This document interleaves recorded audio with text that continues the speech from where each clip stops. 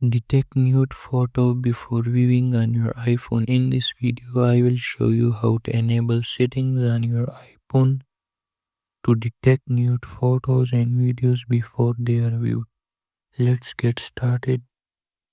Open settings on your iPhone, scroll down and tap on privacy and security. Scroll down again and select sensitive content warning. Toggle this option on to enable detection of sensitive content. If you want to further enhance the warnings, make sure to toggle the second option as well. And that's it. With this feature enabled, your iPhone will help you detect and manage sensitive content effectively. Make sure to like this video and subscribe for more helpful tips. Thanks for watching and I will see you in the next video.